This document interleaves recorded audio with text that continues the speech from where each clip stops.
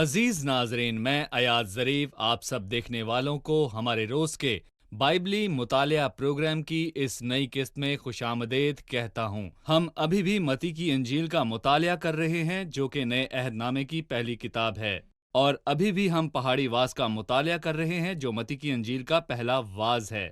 और आज के मुताले में हम मती की इंजील के छठे बाब का मुतालिया करेंगे। मैं चाहूंगा कि आप अपनी बाइबल मुकद्दस खोलिए और हमारे साथ मुताले में शामिल हों। लेकिन प्रोग्राम के आगाज में मैं खुदा के खादिम भाई यूसुफ रियाज को खुशामदीद कहूंगा। बहुत शुक्रिया भाई। साथ ही हमारे दूसरे मेहमानों को भी खुशामदीद।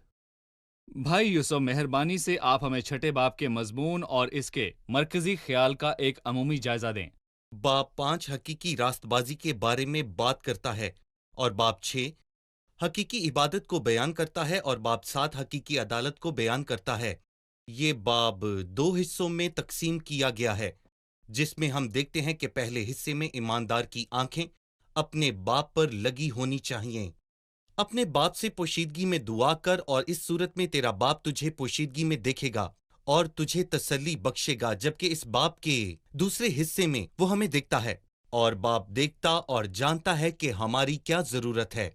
अगर हम हकीकी इबादत को जानते हैं, जैसा कि आयत 1 से 18 में दर्ज किया गया है, तो हम जान पाते हैं कि इबादत के दूसरे मकासद क्या हैं, जिसके बारे में हमें इन अबवाब में बड़े वाज़े तौर पर बताया गया है, और दूसरे हिस्से में कौन है जो खुदा का मुकाबला कर सकता है। फिर हम बाप के अमूमी ख्याल के बारे में जान पाएंगे। लिहाजा वो अहम ख्यालात जिनका आपने इशारा किया वो ये हैं: हकीकी इबादत और ईमानदार की आंखें खुदा पर लगाना। और मतन का आगाज किसी ऐसी चीज से होता है जिसे खैराती काम कहते हैं। अब मैं कुछ आयात पढ़ूंगा, उसके बाद मैं आपसे सवाल पूछूंगा। 1 ता 4 आयात खैराती कामों के मुतल्लिक बात करती हैं। खबरदार, अपने रास्तबाजी के काम आदमियों के सामने दिखाने के लिए ना करो, नहीं तो तुम्हारे बाप के पास जो आसमान पर है तुम्हारे लिए कुछ अजर नहीं है। जी। बस जब तू खैरात करे तो अपने आगे नरसिंगा ना बजवा, जैसा रियाकार इबादत खानों और कूचों में करते हैं, ताकि लोग उनकी बड़ाई करें। मैं तुमसे सच कहता हूं कि वो अपना अजर पा चुके। बल्कि जब तू खैरात करे तो जो तेरा दहना हाथ करता है उसे तेरा बायां हाथ ना जाने, ताकि तेरी खैरात पोशीदा रहे। इस सूरत में तेरा बाप जो पोशीदगी में है देखता है, तुझे बदला देगा। लिहाजा जो मैंने आयात अभी पढ़ी हैं वो बिल्कुल इसके बरक्स हैं जो हमारे मुआशरे में आजकल हो रहा है। सही। बल्कि जी। लोग दिखावे के लिए देते हैं। वो खैराती कामों के लिए साइन बोर्ड्स और बैनर्स का इस्तेमाल करते हैं। लिहाजा आप इस ताल्लुक से हमें कुछ बताइए। इस बाब का पहला हिस्सा यानी 1 ता 18 आयत तक रास्तबाजी के झूठे कामों के बारे में बात करता है, जो हमारे जिंदा खुदा को किसी भी सूरत में कबूल नहीं। और इस बाब में तकरीबन 3 बातों का जिक्र किया गया है जो हम इसमें वाज़े तौर पर पढ़ पाएंगे, जिनमें दुआ और रोज़ा शामिल है। पहला काम खैराती काम है। इससे लोग समझते हैं कि हम आसमान में अपनी जगह खरीद पाएंगे। यहाँ खुदा हमें खबरदार करता है कि ये खैराती काम है, लेकिन इनका मकसद बुरा है। खबरदार, अपनी रास्ती के काम आदमियों के सामने दिखाने के लिए ना करो। खैरात करना अच्छी बात है और ये दूसरों के लिए रास्तबाजी है। दुआ करना बहुत ही अच्छी बात है और ये खुदा के लिए रास्तबाजी है। रोजा रखना तो बहुत ही अच्छी बात है और ये अपने आप के लिए एक रास्तबाजी है। लेकिन ये सब आपको लोगों से तारीफ और जलाल लेने के लिए नहीं करना चाहिए, क्योंकि ये बहुत बुरी बात है। क्योंकि अगर आप ऐसा करते हैं तो खुदा के जलाल के लिए नहीं करते और ना ही खुदा का प्यार दूसरों में बांटते हैं, और ये सब कुछ आप अपनी शानो शौकत को बढ़ाने के लिए करते हैं, और खुदा को तकब्बुर और रियाकारी से शदीद नफरत है। लिहाजा खैराती कामों के बारे में पहला हिस्सा गरीबों के लिए इखलाकी और रास्तबाजी का रवैया है। सही। आपको ये लोगों से तारीफ लेने के लिए नहीं करना सही। चाहिए। हमेशा खुदा के एहसान को अपने सामने रखें। आप चाहते हैं कि खुदा आपको देखे तो उसे पोशीदगी में देखने दें। जी। ठीक है।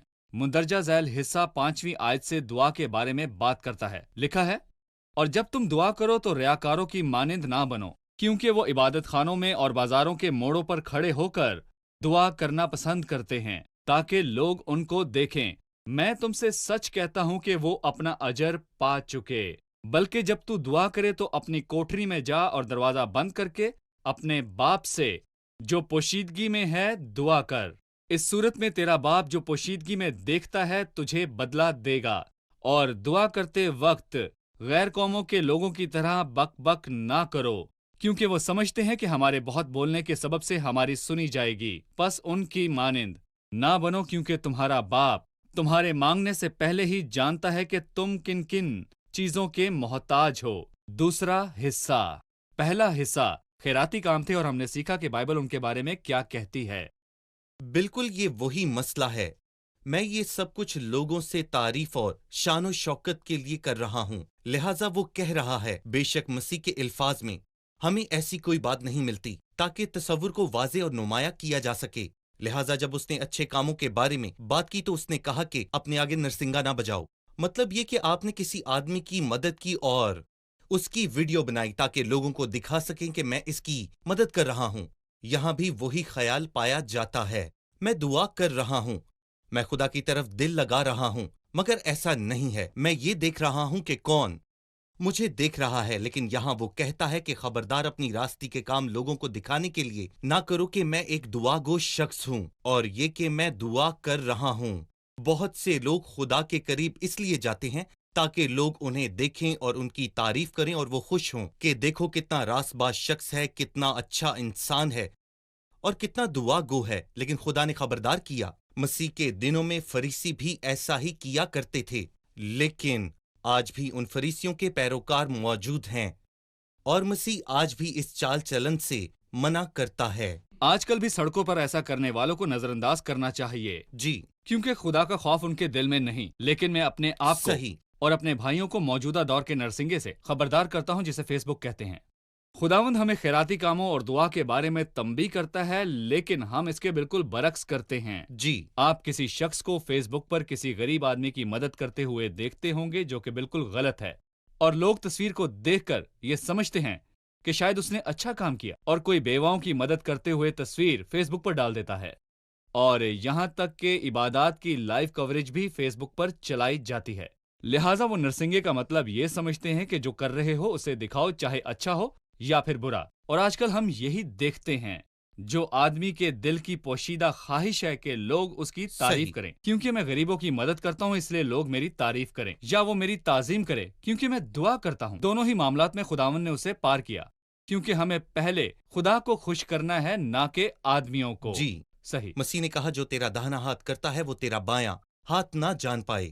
یہ زبردست بات ہے۔ دل کی جگہ بائیں جانب ہے، اور داہنا ہاتھ وہ ہے جس سے میں دیتا ہوں۔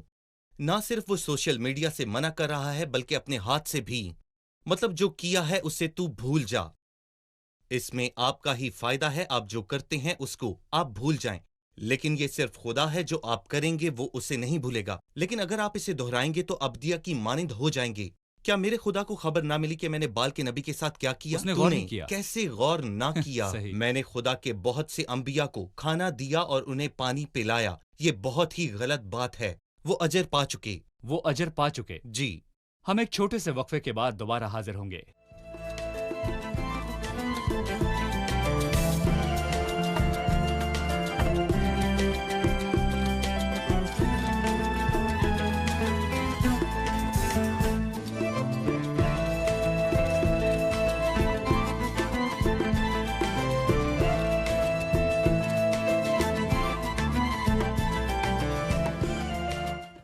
چھٹے باب کی 9ویں آیت سے اس نے انہیں سکھانا شروع کیا کہ دعا کیسے کی جائے۔ لہٰذا اس کا مطلب ہے کہ ہمیں دعا یاد ہونی چاہیے اور تمام حالات اور موقع پر ہمیں دہرانی چاہیے۔ جی بھائی یوسف۔ اس نے کہا کہ پس تم اس طرح دعا کیا کرو۔ لوکا کے 11ویں باب میں لکھا ہے، یہ ایسا نہیں ہے کہ خدا ہمیں ایک دعا کرنا سکھاتا ہے بلکہ وہ ہمیں دعائیں کرنا سکھاتا ہے، اور وہ چاہتا ہے کہ ہم اس طرح دعا کریں، نہ کہ ہم ہر وقت بک بک کریں۔ لہٰذا اس کا مطلب یہ نہیں کہ ہم ہر موقع پر لفظی طور پر پڑھیں، یہ دعائے ربانی نہیں ہے۔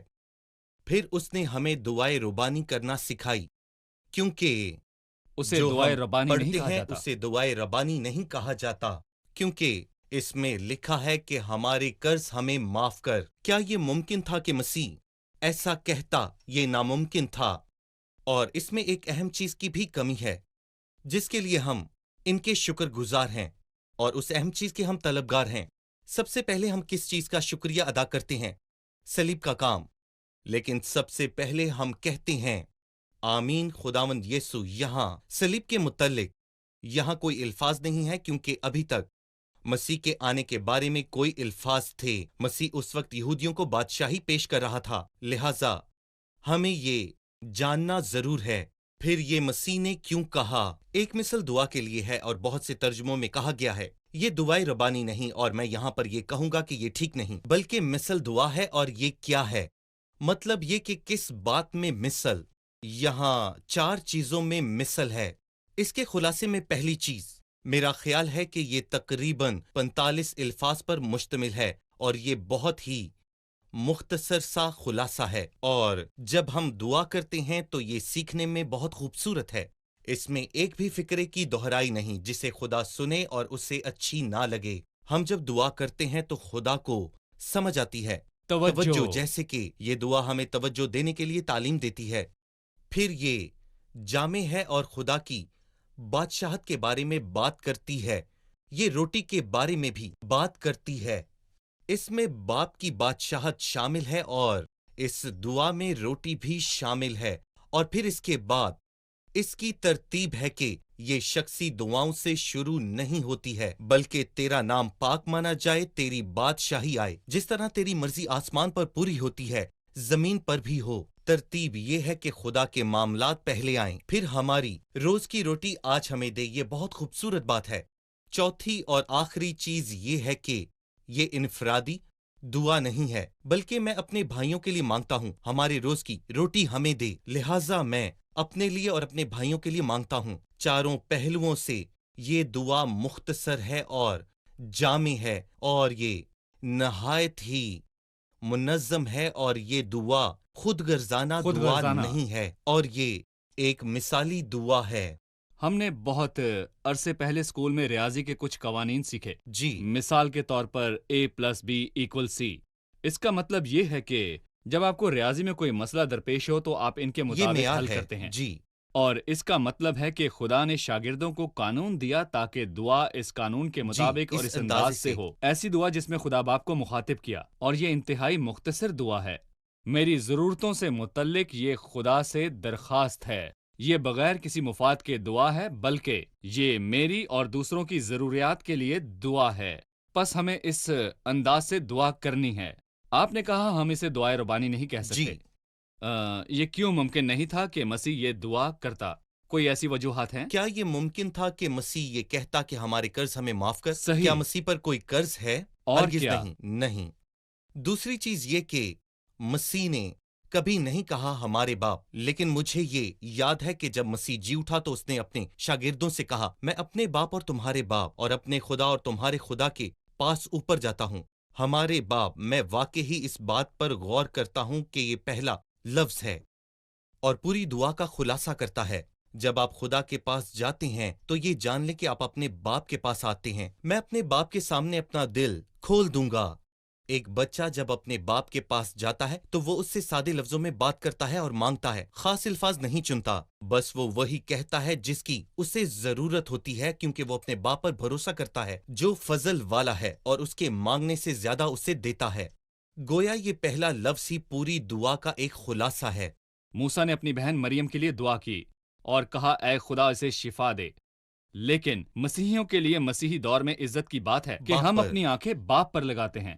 آسمان کی طرف دیکھو اور کہو اے ہمارے باپ، اور ہر کوئی جو ہمیں دیکھ رہا ہے اسے سوچنے کی ضرورت ہے کہ وہ کہاں کھڑا ہے۔ وہ موسیٰ کے حلقے میں کھڑا ہے یا پھر مسیحت کے حلقے میں یا مذہبی حلقے میں۔ اگر آپ خدا کے قریب جا سکتے ہیں اور اسے اے ہمارے باپ کہہ سکتے ہیں تو یہ مسیحی معیار ہے۔ اگر آپ اسے ہمارا باپ کہنے کے قابل نہیں تو میرا خیال ہے کہ آپ اس معیار سے نیچے ہیں جو خدا چاہتا ہے، کیونکہ خدا غلام نہیں چاہتا۔ صحیح۔ اور خدا کے بچے بننے کے لیے آپ کو ایمان کے ساتھ روح القدس کو پانا ہوگا۔ صحیح۔ اور اس کے بعد کی آیات روزے اور آپ کی اپنی شخصیت کے بارے میں ہیں۔ پہلا خیراتی کام ہے جو دوسروں کی طرف راست بازی اور دوسروں کی ضروریات ہیں، پھر دعا جو خدا کی طرف راست بازی ہے، اور پھر روزہ جو آپ کے لیے ہے۔ آپ اس کے بارے میں کیا کہیں گے؟ در حقیقت روزہ، میں اپنے ناظرین کو یہ یاد دلانا چاہتا ہوں کہ روزے کا مطلب کھانے پینے سے دور رہنا نہیں بلکہ لذتیں چھوڑنا ہے۔ یہ ہمیں یسایہ سے سمجھ آتا ہے، اور روزے کا مطلب یہ نہیں کہ آپ کچھ بھی کھا سکتے ہیں، ایسا نہیں۔ میں کہوں گا کہ روزے کا مطلب ہے کہ نفس مطمئنہ مثال کے طور پر آستر کی کتاب کے 4 باب میں عظیم شہزادی آستر نے کہا، تم میرے لیے روزہ رکھو اور 3 روز تک دن اور رات نہ کچھ کھاؤ اور نہ پیو۔ پس روزے کا مطلب یہ ہے کہ ہم نہ کھا سکتے ہیں نہ پی سکتے ہیں۔ روزے میں کھانے کی نام کی کوئی چیز نہیں ہے۔ دوسری بات یہ ہے، روزے میں دعا ہے۔ بائبل میں ہمیشہ روزے اور دعا کا ذکر ہمیں واضح طور پر ملتا ہے، لہٰذا میں روزے میں ٹیلی ویژن کے سامنے بیٹھ کر دعا نہیں کر سکتا اور نہ ہی میں روزہ گزارنے کے لیے گانا سن سکتا ہوں۔ لیکن اگر میں روزہ رکھتا ہوں تو میں خدا سے یہ کہتا ہوں میں کھانے کا مستحق نہیں ہوں، بلکہ میں تیری مہربانیوں پر بھروسہ رکھتا ہوں۔ کچھ لوگ سمجھتے ہیں کہ روزہ رکھنے سے میں پوائنٹ حاصل کر سکتا ہوں جو درخواست کے کام آئے گا، لیکن اچھے لوگ کہتے ہیں کہ اے خداوند میں نے روزہ رکھا، تو مجھے عطا کر۔ اور روزے کا ایک مطلب یہ بھی ہے کہ میں مستحق ہوں۔ کچھ مطمئن نہیں ہوتے، لیکن میں تیری ساری نعمتوں اور برکتوں پر اپنا بھروسہ رکھتا ہوں۔ لہٰذا ہم بائبل سے سمجھتے ہیں کہ روزے کا کوئی وقت مقرر نہیں ہے۔ ہم یہ نہیں کہہ سکتے کہ ہر سال 30، 40 یا 50 دن کے روزے ہم پر مسلط کر دیے گئے ہیں جب اور ضرورت ہو۔ بالکل، بائبل مقدس سے جانتے ہیں کہ پرانے عہد نامے میں ایک وقت تھا جب لوگ یوم کفارہ کے دن اپنے آپ کو حلم بنانے کے لیے روزہ رکھتے تھے، لیکن وہاں ہنگامی حالات میں بھی روزہ رکھا گیا، جیسے کہ آپ نے آستر کا ذکر جی کیا، ایک ہنگامی روزے کے ذریعے بطور قوم خدا کے سامنے خود کو عاجز کرنا تاکہ اس پر احسان کیا جائے۔ صحیح۔ لیکن یہاں پر ہر سال کے لیے کوئی خاص دن یا دنوں کی مخصوص تعداد یا خاص تاریخیں نہیں ہیں، اور نہ ہی کچھ ایسا ہے کہ کسی خاص کھانے کی اجازت ہو اور باقیوں کی نہیں۔ روزے کا مطلب کھانے پینے سے اجتناب ہے، جسم کو تکلیف دینا اس لیے نہیں کہ روح کو آزاد کیا جائے، بلکہ میں خدا کے قریب یہ کہتے ہوئے آتا ہوں کہ میں کھانے پینے کا مستحق نہیں ہوں، میں اپنے آپ کو تیرے سامنے عاجز بناتا ہوں تاکہ تو میری درخواست قبول کرے۔ روزہ خدا سے پوائنٹس یا نمبر حاصل کرنے کا نام نہیں ہے، یہ اپنے لیے ایک رویہ ہے۔ صحیح۔ ہم ایک چھوٹے سے وقفے کے بعد دوبارہ حاضر ہوں گے۔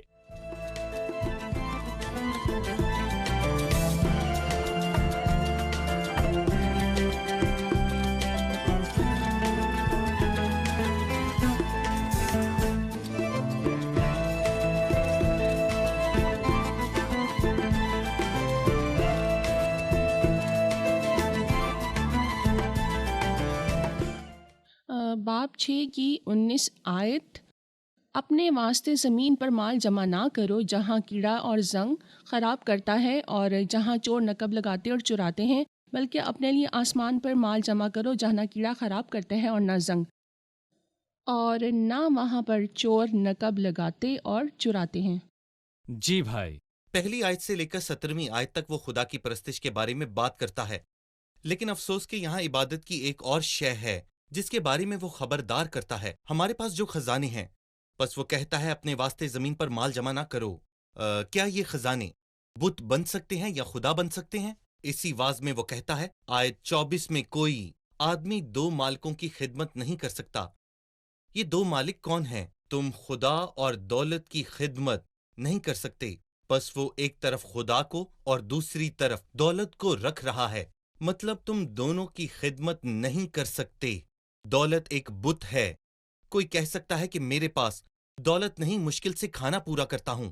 یہ بھی خطرناک ہے، کیونکہ اس باب کے دوسرے حصے میں جو آیت 25 سے شروع ہوتی ہے وہ کہتا ہے کہ اپنی جان کی فکر نہ کرنا کہ ہم کہاں سے کھائیں گے اور کہاں سے پیئیں گے۔ لہٰذا ایسے بہت سے لوگ ہیں جن کے پاس دولت ہے اور یہ بت بن سکتی ہے، اور ایسے بھی لوگ ہیں جن کے پاس کچھ بھی نہیں ہے اور وہ اس سے پریشانی کا شکار ہو جاتے ہیں، لیکن خدا ہمیں خبردار کرتا ہے۔ اس سے مجھے مثال کی یاد آتی ہے، لکھا ہے میں نے تجھ سے 2 باتوں کی درخواست کی ہے میرے مرنے سے پہلے، ان کو مجھ سے دریغ نہ کر۔ اس نے اس سے کیا مانگا؟ وہ کہتا ہے کہ مجھ کو کنگال نہ کر اور نہ دولت مند۔ وہ کہتا ہے کہ ایسا نہ ہو کہ میں سیر ہو کر انکار کروں اور کہوں کہ خدا کون ہے، اور مبادہ محتاج ہو کر چوری کروں اور اپنے خدا کے نام کی تحقیر کروں۔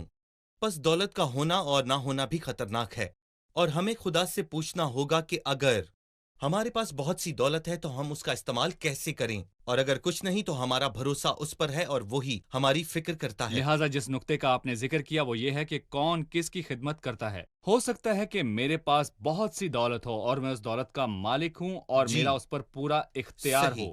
اگر میں دولت سے پیار کرتا ہوں تو میں اس کی عبادت بھی کروں گا۔ کسی نے کہا دولت ایک اچھا ملازم ہے لیکن بے رحم مالک صحیح۔ ہے۔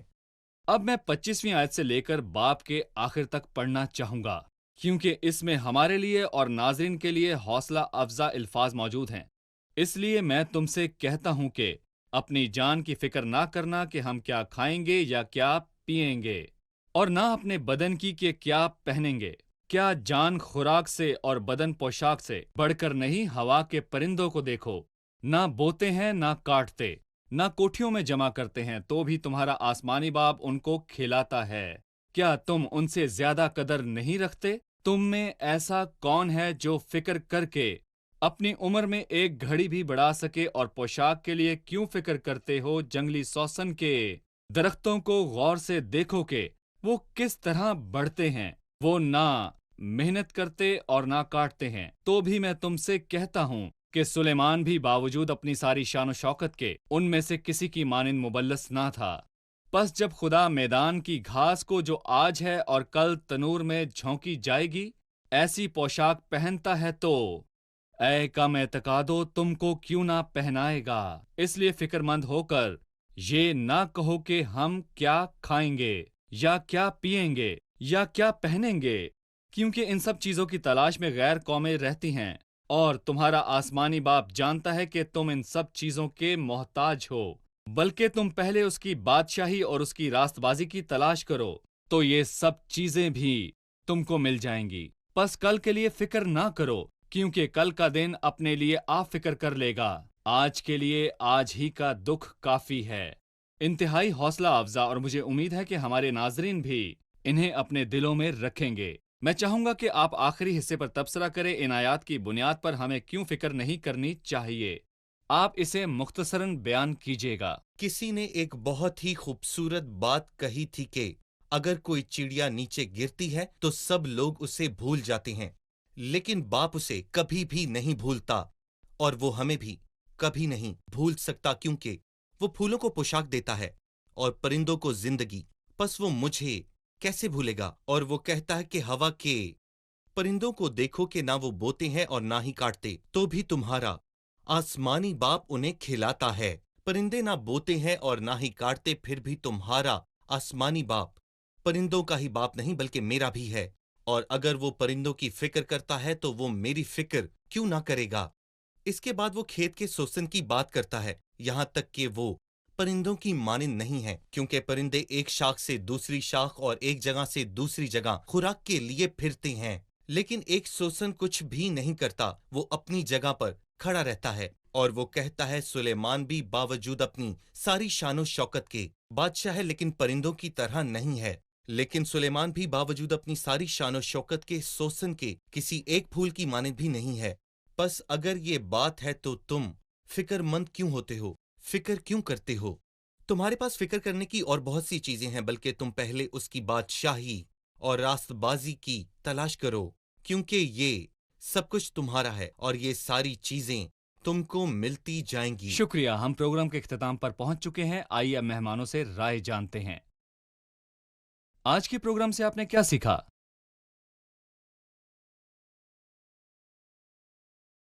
ہم نے سیکھا ہے کہ خدا ہمیں زمین پر مال جمع کرنے سے خبردار کر رہا ہے، اور دولت کا خدا کے طور پر تعارف کیا گیا ہے، تو یہ دونوں صورتوں میں ہمارے دل کو خدا سے دور لے جائے گی۔